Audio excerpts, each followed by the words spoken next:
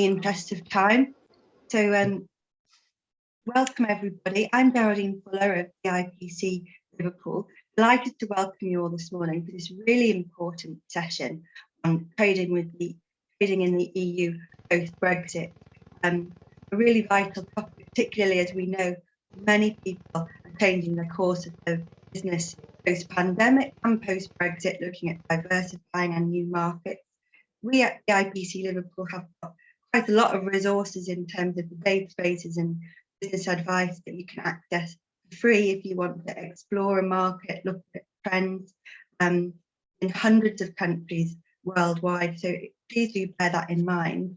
And we're particularly delighted to welcome a true expert who is actually here in person to give you some advice and that you probably won't get anywhere else. Mike Wilson knows his stuff. He's a well-renowned expert in his field. So I will hand over to him.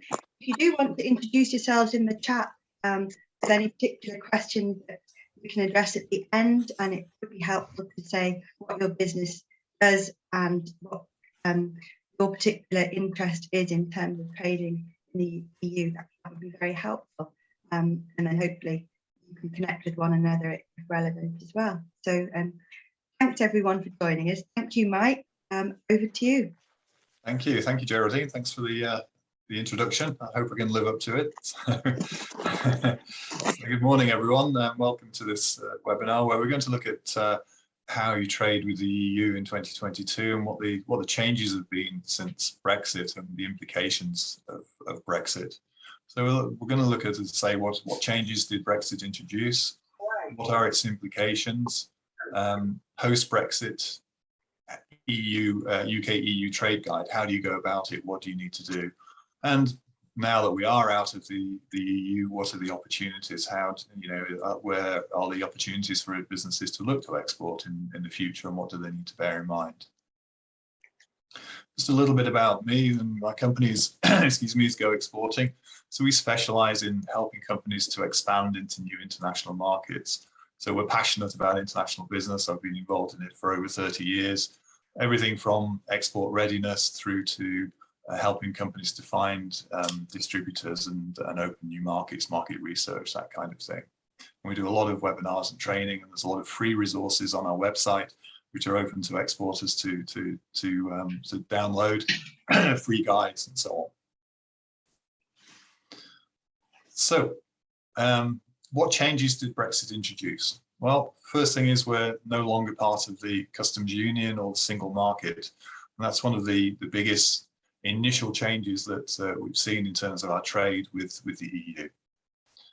We became effectively a third-party country to the EU, so we're just the same to them now as trading with the US, apart from we have a trade agreement, which at the last minute, we managed to negotiate the UK-EU Trade and Cooperation Agreement, which promises tariff-free trade between us and the EU and vice versa.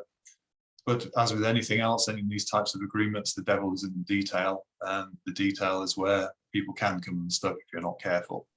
And that's some of those implications and some of those things you need to look out for that we'll go through today.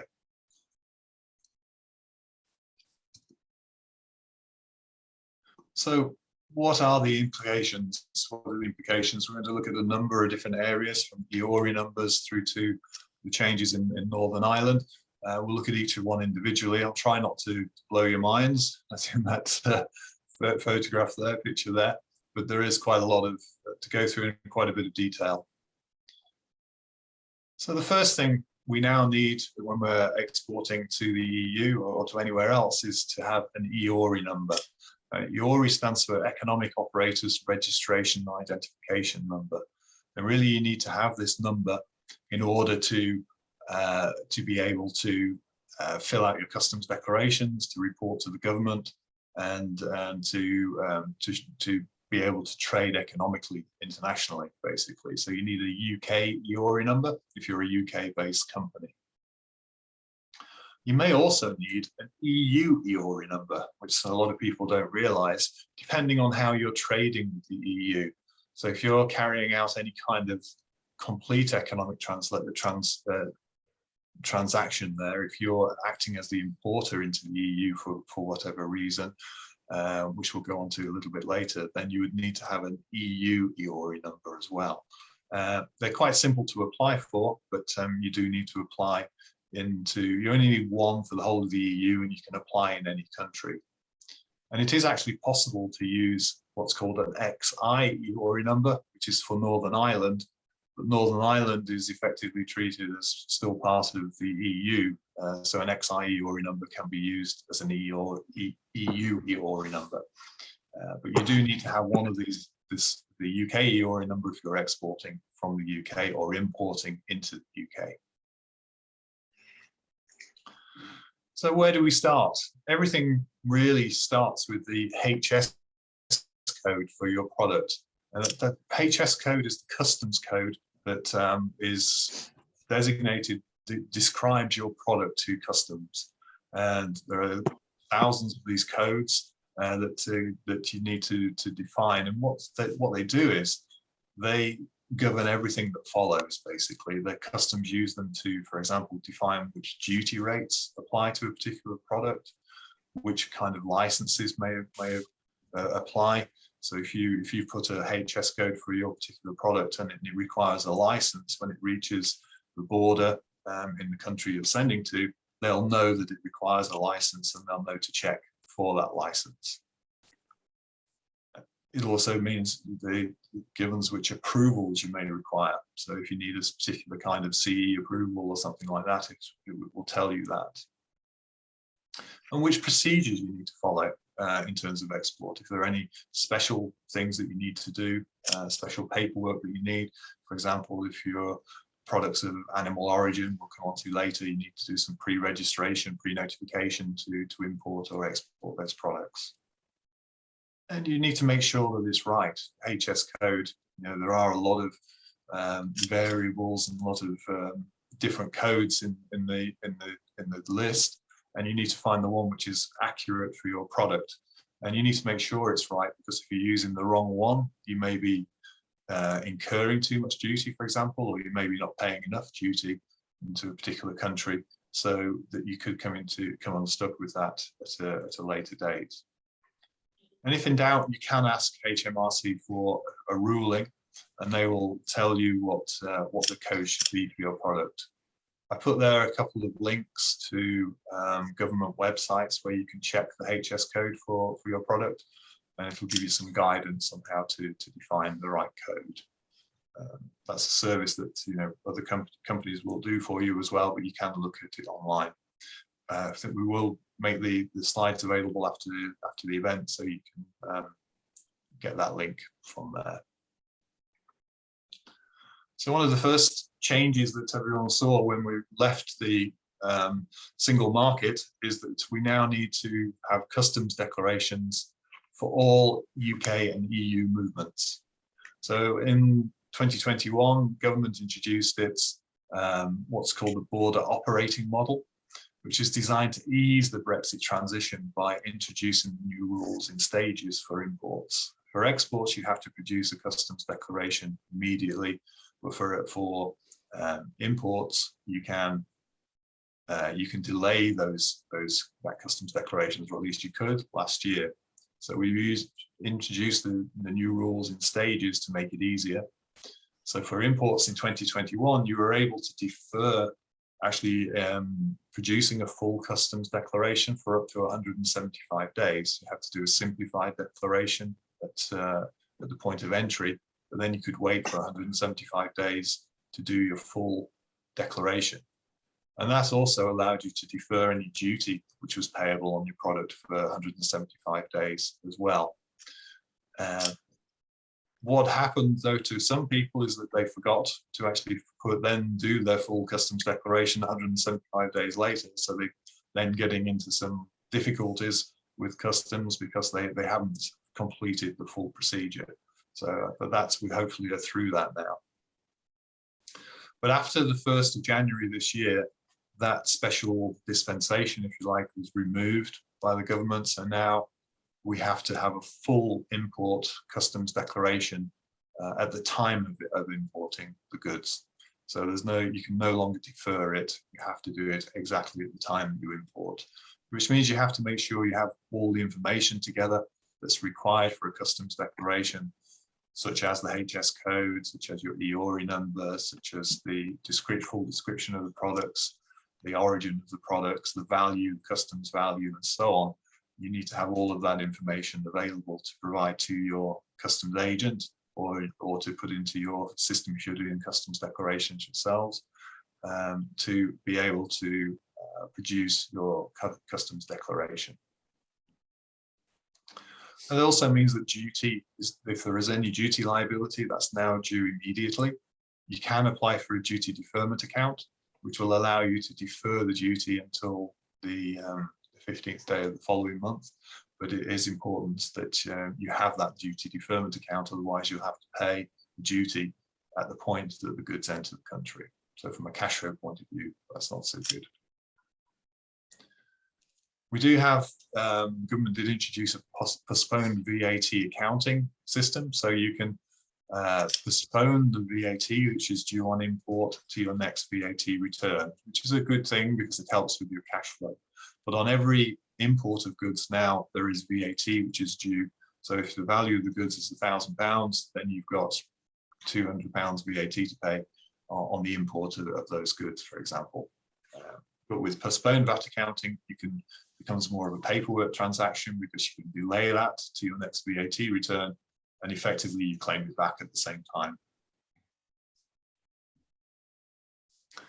And as from the 1st of July, you will need to produce a safety and security declaration for all imports.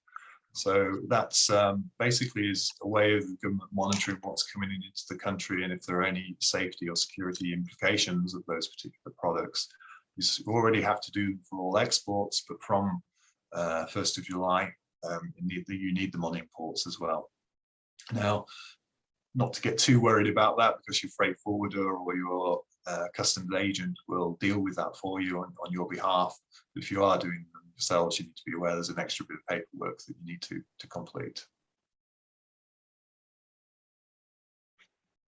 Now, just one point before we move on from that is that the requirement for full customs declarations doesn't apply at the moment for goods coming in from Ireland, from the island of Ireland, whether it's Northern Ireland or Ireland itself.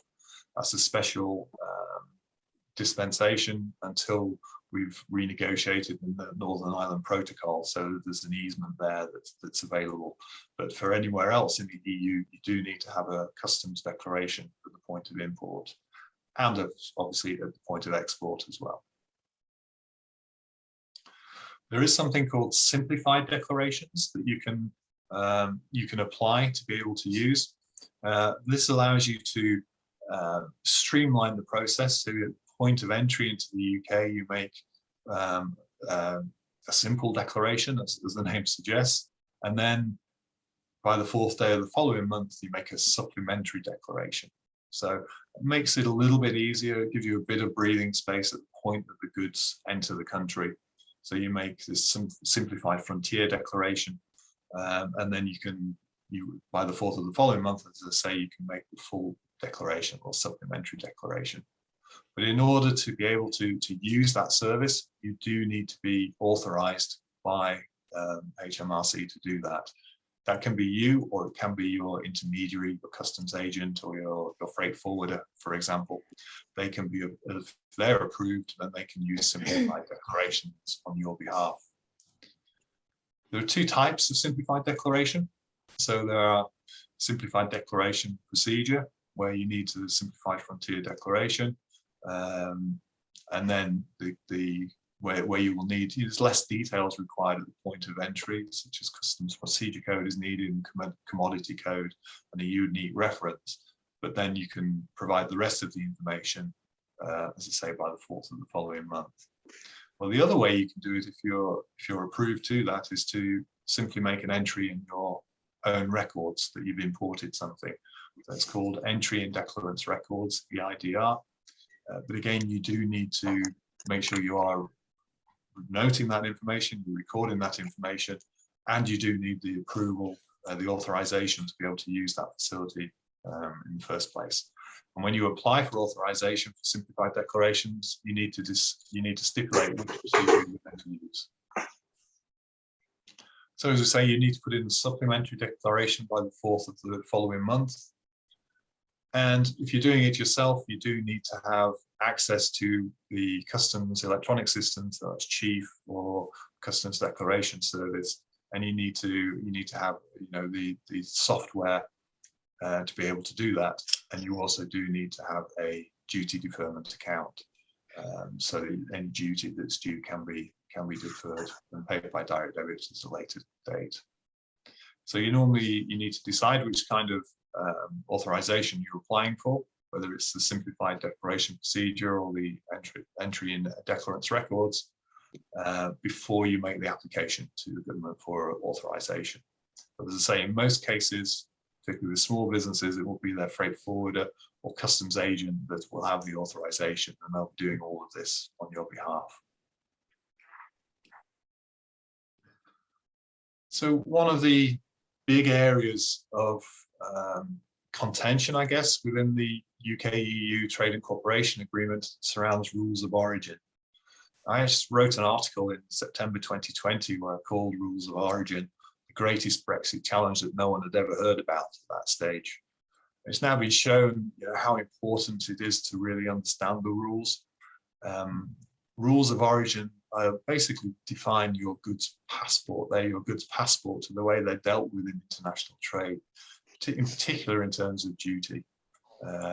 And where there is a trade agreement like the UK-EU agreement, the rules will stipulate whether you need to follow the rules to be able to claim preferential origin, UK origin if you're exporting, so that you can actually claim zero duty on those goods. But it's not always easy. It's not always easy to be able to know that your goods qualify as a UK product. Determining origin can be very difficult, particularly with today's complex supply chains. Boeing Dreamliner, for example, their products coming in components from 9 different countries. It's estimated that with UK-built cars, 41% of components are sourced in the UK, but of those 41%, only 25% is actually UK origin product.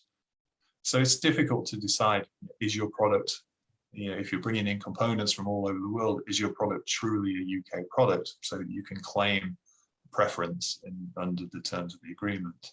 And that's why we have rules. That's why there are rules in there. Rules do differ between trade agreements, but we're going to look at mainly here at the UK-EU Trade and Cooperation Agreement and what it says. One of the good parts of that agreement is that it allows for what's called bilateral accumulation. And what that means is that in theory, components and work that's been done in the EU can count towards UK origin, but you do have to have had sufficient transformation or sufficient working within the UK still. So it's a little bit misleading that. The agreement does say there are no quotas on movement of UK-EU goods, which is good. But you must be able to prove the origin of your product. And this is one of the changes which has happened since January this year.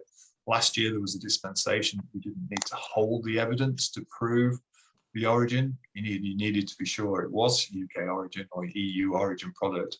But now you actually have to have the information available. And the agreement has different rules for different products. So you can't say that the rules for one product are going to be the same as for another.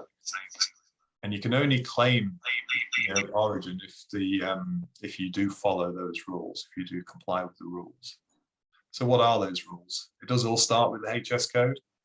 Again, that's the starting point, because within the agreement, there are different rules of origin, different HS codes, which we'll give some examples. So how do you qualify as UK or EU origin?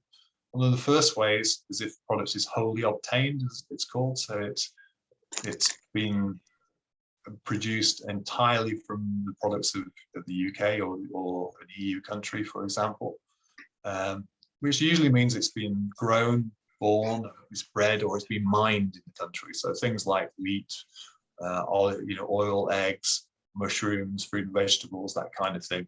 They're clearly of the origin of the country where they're originating. But if it's a bit more complicated than that, if you've got components and parts coming from different countries, then it's the area where there is the last substantial processing. And there are different ways of working that out from the value added criterion, which we look at in a moment, which is the amount of value that's added in the last country that's processing. Whether the HS code has changed the product, so from the components, a change of tariff heading. And some products have specific criteria. For example, textiles, if the yarn is changed, cotton is changed into yarn, for example, then that can be classed as a nationalization of the product. So there are different rules, but you need to be able to work out where the last substantial processing came from. And one of the ways, as we've said, is by what's called the value added, or max non, which is the maximum non-originating materials. So materials which don't originate in the UK. And this picture shows how you can work that out. So it's based on the value. In most cases in the UK-EU TCA, it's based on the ex-works value.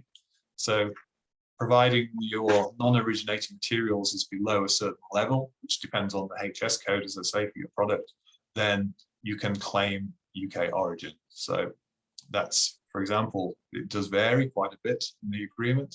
So for example, in chapter HS code starting with 87, which is vehicles, subheading 8701, the maximum non-originating materials allowed is 45% of the ex-works value, whereas for 8702, for example, it's 70%.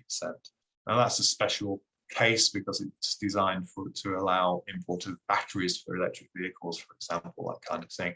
But it shows the variation within the agreement, and that you need to check your HS code for your product to find out exactly what the rules are. So chapter 84, for example, the maximum non-originating materials is 50%, or when you import the materials, the components are from a different tariff heading under the HS code. So rather than it being 8701, it's 84, for example. If that's the difference, then you can claim it's a UK product. And here we're looking at the change of the tariff subheading, so it's a little bit easier. You don't have to change the whole chapter, but it's just showing that the components that make up your product, you need to change them in some way in order to be able to claim that it's a UK product in this case. So there needs to be sufficient transformation. So for example, if you import goods from the EU, hold them in stock and then resell them from the EU, well, can you claim that under the terms of the trade and cooperation agreements as, can you claim 0% zero duty or claim it as a UK product? In fact, no, you can't. There's insufficient transformation there. So just bringing something from the EU, holding it in stock in the UK, and then reselling it back to the EU means that will actually incur duty. Now, there was the famous example of Marks and Spencer's with their Percy Pig product that fell foul of this rule when at the beginning of just after Brexit, whereas they were bringing in the Percy pigs from Germany, just holding them in stock and then sending them to Ireland, for example. And they were incurring duty, which they weren't expecting to do, even though it was an EU product and they're selling it to the EU. It becomes classed as a non-EU product because there's been no transformation in the UK, and duty becomes due. Excuse me. And we've had clients where they've fallen foul of that as well. One customer importing printing machines from Italy, bringing them to the UK and then selling them back to France, for example, was incurring duty, which they weren't expecting to do. And we advised them on ways that they could get around that from using custom special procedures, for example, but which saved them a few £100,000 in duty. But it's an area that people do need to be aware of. Now, if you import from the EU and then you do repack it or relabel it, so you do something in the UK, then resell to the EU, You might think that that's enough to allow you to claim zero duty, but in fact it's not. There's insufficient transformation.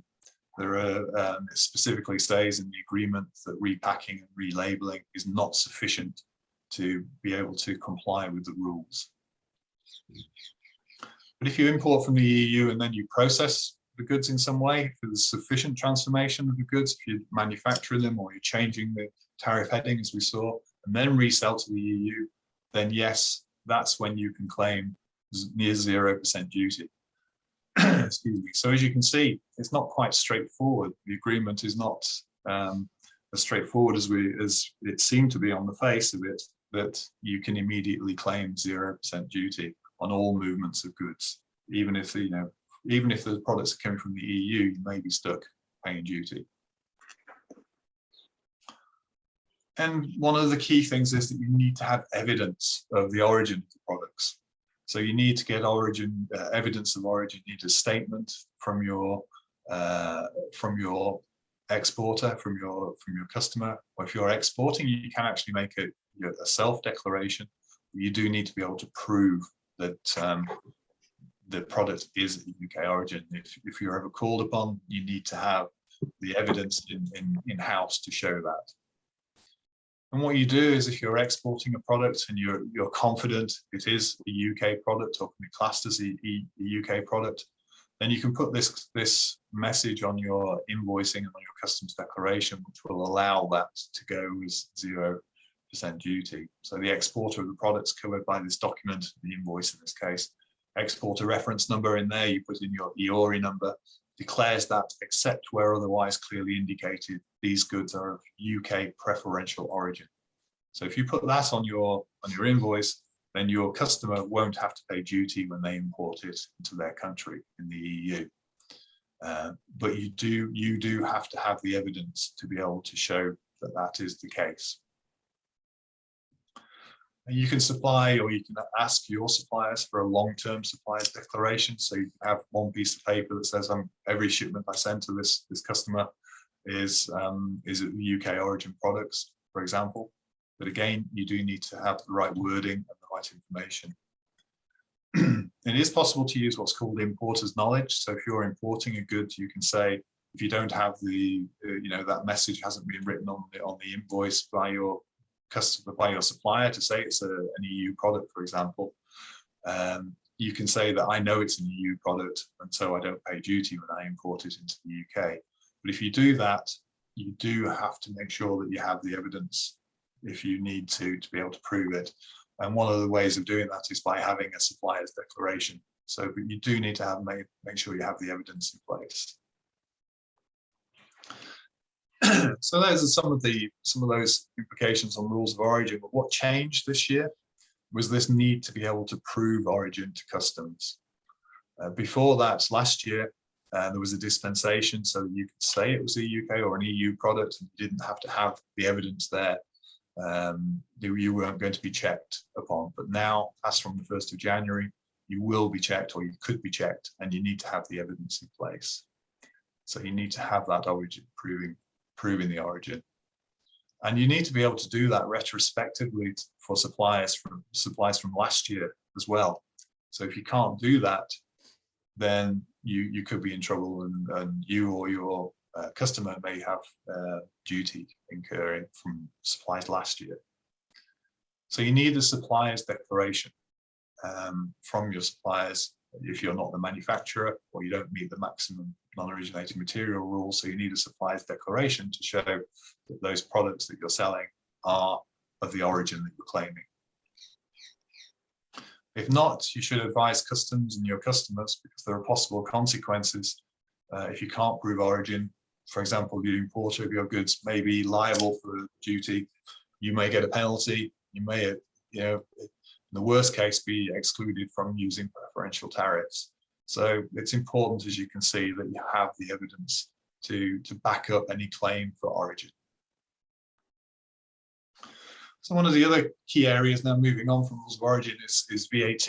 So as we left the single market, any imports from the EU are treated the same as imports from any other country. And what that means is that VAT is due on importation. So If you're importing a product into the UK, you've got to pay, so if it's £1,000 the value, you've got to pay that £200 VAT on import. As we say, we in the UK introduced postponed VAT accounting so that you can actually postpone that payment of VAT to your next VAT return, and it becomes an in-out transaction, so there's no cash flow implication. But if you don't tell your freight forwarder or a customs agent you want to use postponed VAT accounting, you may be asked, or you will be asked, to pay the VAT at the point of import. So please do bear that in mind. EU countries vary. Some countries do have some kind of postponed VAT accounting, so your customers may be able to do the same, or they may require a deferment account. But that's something that you're, depending on the inco terms, the terms of trade that you're using with your customer, that your customer should be liable for that. And beware if you're exporting a product and if your customer says they want it delivering DDP, that means delivered duty paid. Well, that means that you're liable to pay the VAT, the duty first of all in their country, and the VAT on that product. Unless you have a VAT number in that particular country, so if you're selling to France, for example, and the customer says, I want you to deliver DDP, you will have to pay the VAT there that's due, so that's 23%, I think it is. You would have to pay that, but unless you have a French VAT number, you wouldn't be able to reclaim that, so that becomes an additional cost for you. So avoid that, beware of that, unless you have the VAT number there.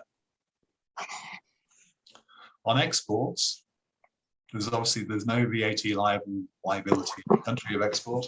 So when you're exporting from the UK, you don't have to pay any VAT, providing you can prove the goods have left the country. That's the same in all the EU countries. But there is this VAT due in the customer's country on import. So beware of that.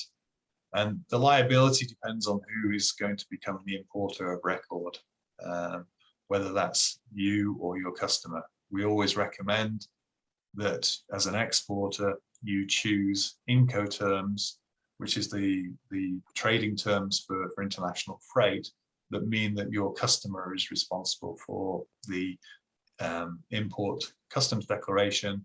They're the importer of record, and so they're responsible for any duty and VAT. And we recommend those terms as FCA, which means free carrier, basically. So or DAP, delivered at place. So that depends on who's paying for the transportation. But the key thing is that your customer, in that case, if you're exporting, is responsible for the VAT and the customs declaration. So if you're using DDP terms, which is say delivered duty pay, that means that you are the importer of record, and then you become liable for the VAT and then duty, which is say has complications in terms of needing a VAT number to be able to reclaim it. So you need that VAT number in the customer's country. So it's to be avoided if at all possible.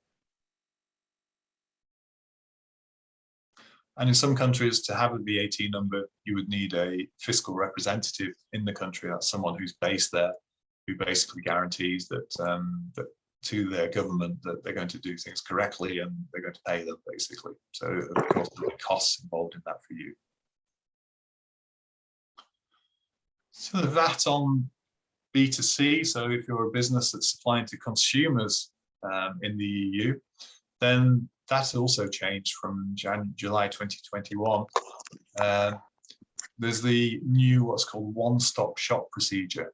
Effectively, you have to now charge the VAT at the rate that's applicable in the country of your customer. So if you're supplying to a customer in France, for example, a consumer in France, when you supply those goods, you have to charge the 23% VAT to the customer, and they have to pay it to you. Then you need a mechanism to be able to pay that VAT you're collecting to the French authorities. Now you can either do that by having a French VAT number, as we just sort of were talking about, or there's what's called to make it easier, there's what's called the new one-stop shop procedure, which is you can register for where you effectively you have one VAT number for the whole of Europe is the way it works. It's not technically like that, but that's for you, that's how it works. You only have to make one return. And as we say, the VAT is due in the member state of consumption. So that's where your customer is. And you must charge that VAT at the rate which is in that country. And that varies across the EU. There are many different rates from 17 to 28%, something like that. So you need to make sure you're charging the right rate in the country that you're supplying. And then you file a VAT return in the member state of identification. That basically means the country where you've registered for this one-stop shop procedure. Okay, so as a non-EU country, you can choose which country to register in for one-stop shop. Previously, there was a low-value consignment relief, 22 euros, which allowed you to send goods up to that value without having to worry about this kind of thing, VAT, but that's now been removed. So all transactions need to charge VAT. And there are different variations of one-stop shop. There's Union with OS, which is for EU countries, EU companies, sorry, and their intermediaries. Non-union one-stop shop, which is for basically if you're supplying services. And import one-stop shop, which is if you're selling goods to consumers in the EU, but it's only available for transactions up to 150 euros. It's not compulsory to use a one-stop shop system. You can do it, independently. You can send goods without that, but then you would need to have a VAT registration number in each country that you're supplying in order to be able to reclaim the VAT and deal with it correctly. So as you can see, it's quite complicated. We've run through it quite quickly there, but there are a lot of implications. But the one-stop shop procedure does help small businesses that are looking to supply to consumers in the EU, helps them to deal with the VAT requirements that they may have. Another implication of Brexit has been for VAT is the removal of the triangulation simplification. And that was where we were buying from one EU country for direct shipment to another EU country. When we were part of the EU, that was fine. You didn't. You could organise that quite straightforward, and there was a special arrangement that the VAT was all just sort of contraed off effectively. But now it's not so easy. You can't do it like that. You would now need to have a VAT number in one of the countries. So in the country that you're buying from or the country that you're supplying to, you would need to have an EU VAT number, in this case, either in Belgium or in Netherlands in this diagram. So again, that's a complication. It's not so straightforward now just to say, okay, my supplier's in France, I'm going to send something to Germany and the customer orders from you in the UK. From a VAT perspective, it's not as easy now. You do have to have a VAT registration in one of those countries.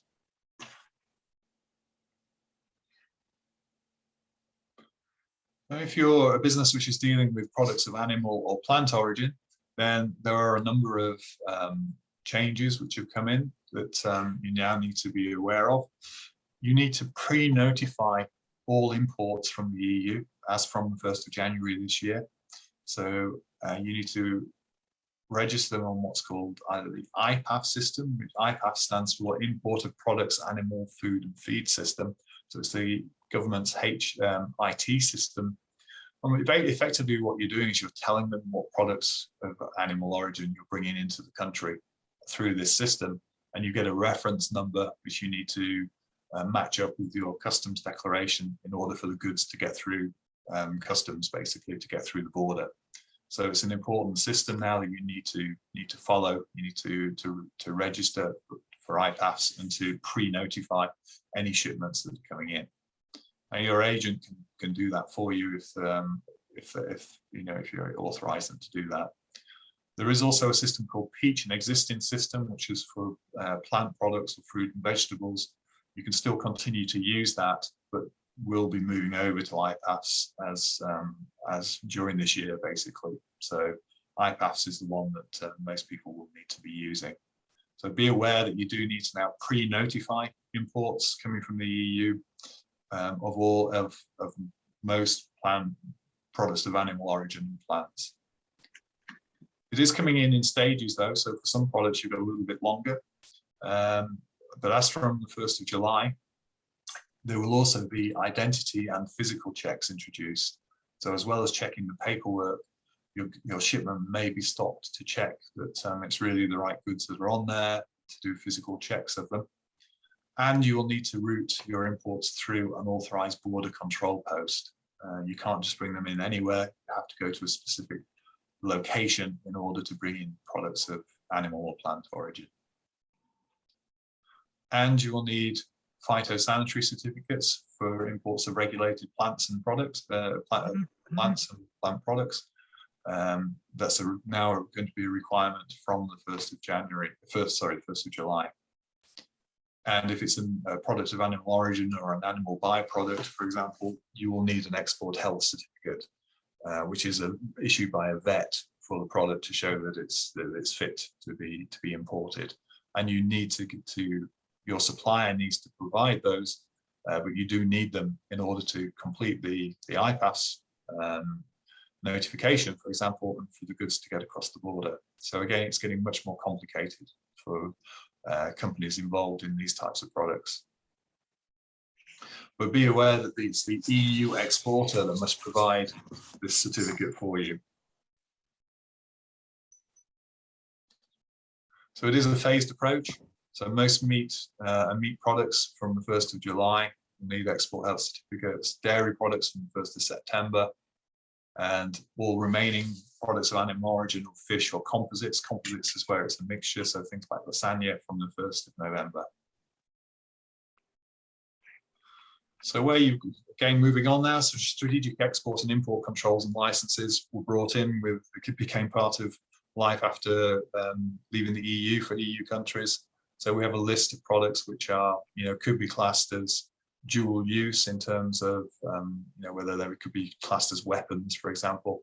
And if your products do fall in that category, then you do need to check that, and you need to register those products and get a license to export or import those products.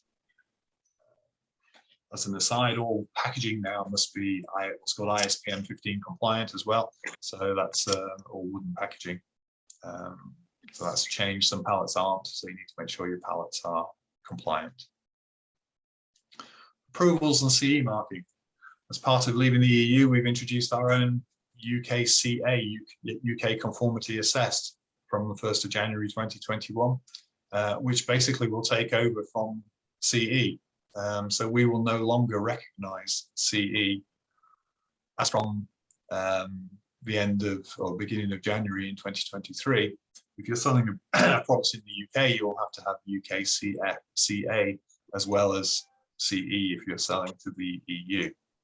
So a UKCA will not be accepted in the EU, so you'll need to have two approvals, basically, UKCA and CE to supply to both areas. And as I say, you need to have both. And it needs to be carried out by notified bodies in the UK, and UK bodies may no longer be recognised in the EU, so it's quite difficult. There's a website there that gives you more information about that. We mentioned before about inco terms, how important those are. It's important you get they're more important than ever. Inco terms define the transaction. It's a big impact on the transaction. They're used in freight, and it defines the responsibilities and liabilities of the transaction, international transaction. So Ex Works means that if you're an exporter, your EU buyer has responsibility for the export declaration in the UK and their own import declaration. So it gives them maximum responsibility. If you choose FCA terms, then you're responsible for loading, and you're the declarant of record on the export documents. So you're handling the export documentation there, but not the import into their country. And the same with DAP or DPU, your EU buyer is the declarant of record in the EU and is responsible for their import duties and VAT. As we said before, if you're an exporter, really try and avoid DDP, because that gives you the maximum responsibility for duties and VAT, for example, on import into the EU. Northern Ireland has become a special case, as we've heard, as we've seen. Effectively, it's still part of the EU for most, for moving goods from Ireland to Northern Ireland, it's effectively still part of the EU.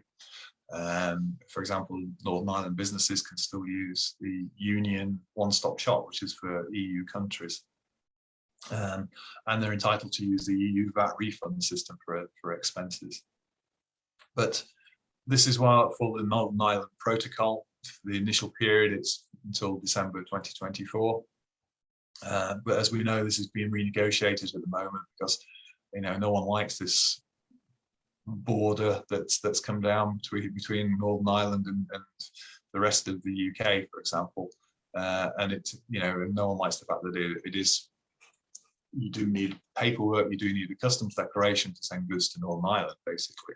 So it's not working particularly efficiently. So these will be changed, but be aware at the moment that effectively you need to think of the Northern Ireland as part of the EU. Now, the government does have what's called the Trader Support Service, which helps you with the paperwork and the documentation to get goods into and out of Northern Ireland. So it is worth registering for that if you are involved or may become involved in shipments to Northern Ireland or from Northern Ireland. So that's some of the implications. I'm sorry if it's been a bit long there, but it's important to understand what the implications are and what you need to do moving forward. But what do we need to do? What are the essentials that we need to do when you're looking to export or import moving forward? Just summarizing all of that. Firstly, you need an EORI number. So before you start, you need to obtain that. If you're just getting going, you need to have an EORI number. You need to understand the HS code, the customs code, which is the description for your products. Everything starts there. That's will tell what duty and what procedures you need to follow. So you need to know the correct HS code for your products.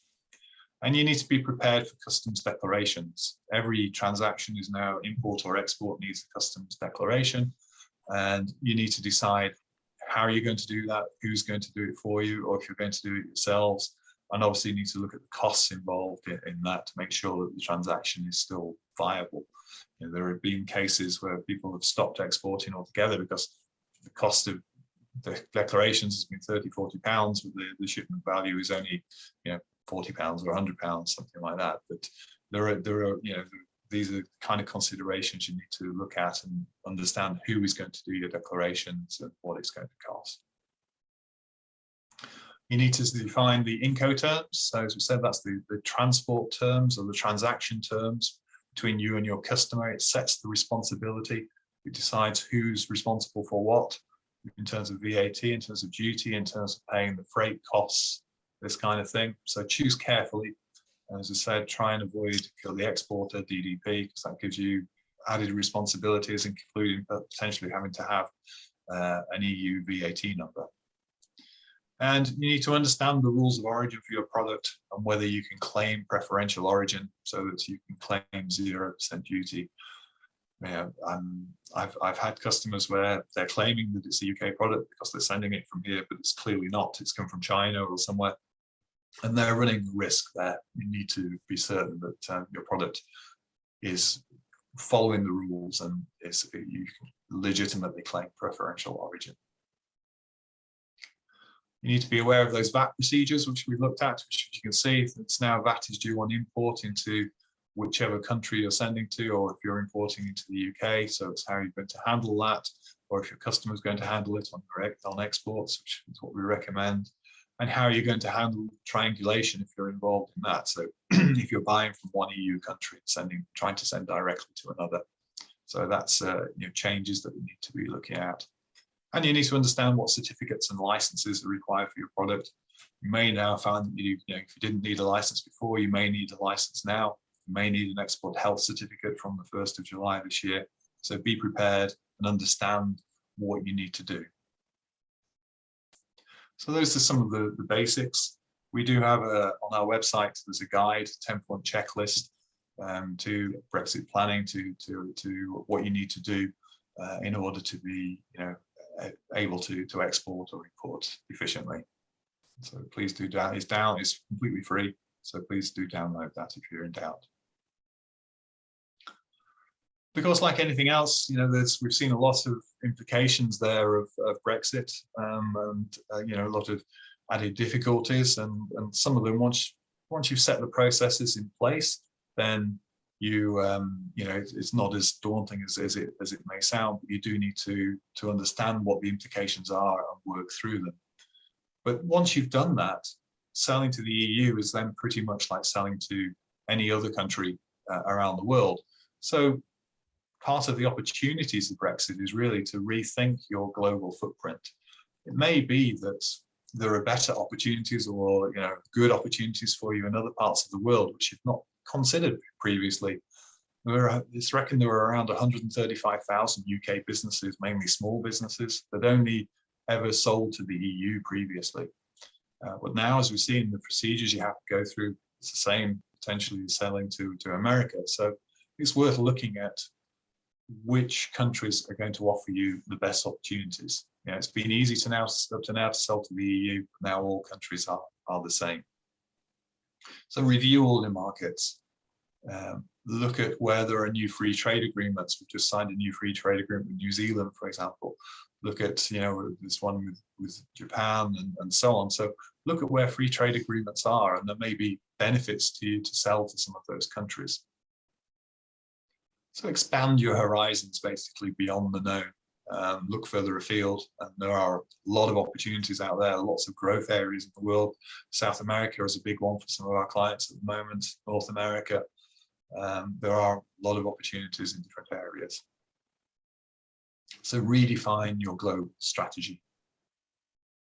And review your routes to market. The way you sell into Europe may not be the way you sell into other countries, or the way you sold previously into Europe may not work as well now. You may be better going through a distributor so they can handle the import, for example. So it's best to sort of review that. And we've put there look local too. And what we mean by that is that there are opportunities in the UK where perhaps EU companies have decided they don't want to sell here anymore, or it's more difficult for them, or it's more costly for them. So it's worth reviewing your local market and seeing if there are any opportunities which have come up because of Brexit, for you locally.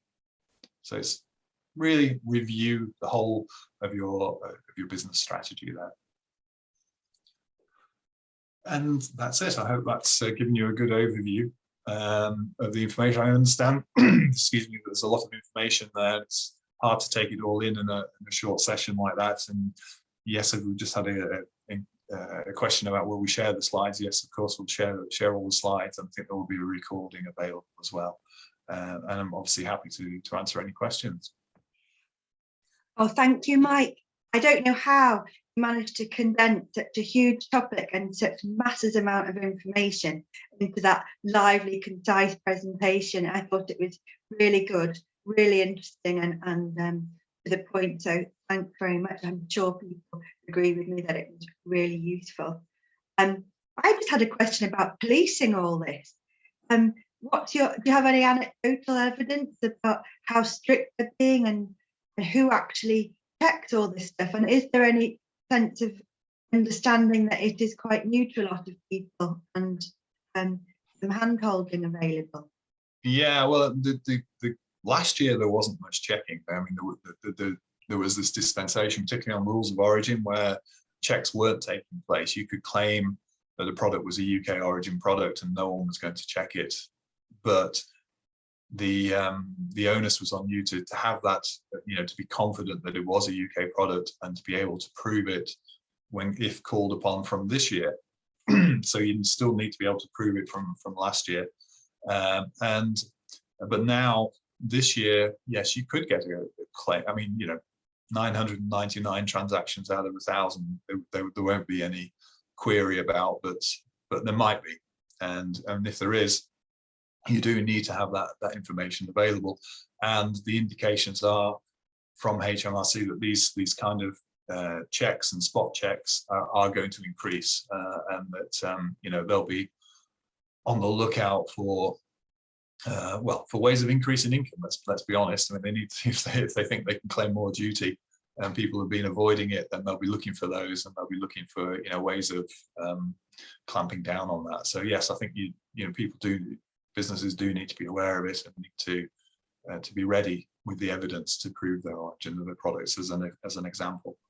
Yes, I mean, as you say, you managed to save the company hundreds of thousands of pounds, and they weren't intending to break the law, they just didn't know. So it's really critical that people arm themselves with the information, isn't it?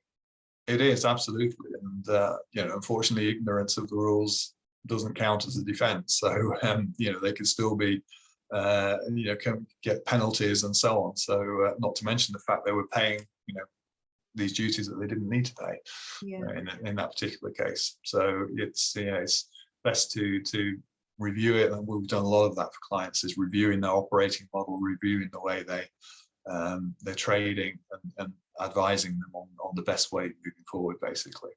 Okay, well, I will, if you send the slides to me, I will distribute them to everyone and include your website address, if that's okay, Mike. And presumably, I haven't seen any more questions in the chat, but if anyone... No, I've got a question, please. Oh, sorry. Hi, it's Betty here. Fire away. Sorry to interrupt. Not at all. No, please go ahead. Oh, thanks very much. And thank you very much for all the information. It's fascinating. I was planning to start a business in teaching English, so in education, and I know nothing, and I'm clueless, truly, but I understand there are exemptions if you're teaching live.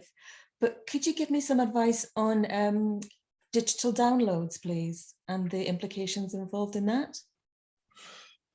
Yes, I mean, that's again, it does depend on the place of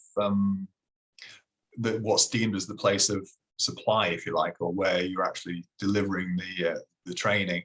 But if it's a digital download, then you can get some VAT implications there, and I think it's something we need to take offline to try and explain to you, and go through it in a bit more detail. Oh God! Should I just not bother? Yeah, or I can send you some. Links to where to look for it, but it's. Oh, I'm not going to understand. It's not a one-line answer. Let's put it like that. That's what I was terrified of. Okay, I'm just not going to bother. I'll go and look for a job in the garden centre. No. It's not that bad. It's once you know, then it's fine. But okay. Yeah, I'll be pleased to send you some links and some information on that. Oh, that's very kind. Thank you so much. Thank you. Any more questions before we close off? No, I think that's it.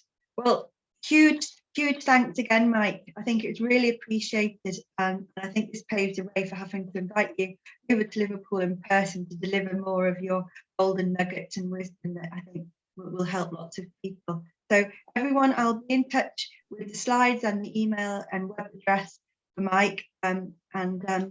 Thanks. If you were in person, we'd all give you a big round of applause, Mike. But, thank you very much. Thanks a lot. Take care then. Cheerio, everybody. Thank you. Thanks. Bye. Bye.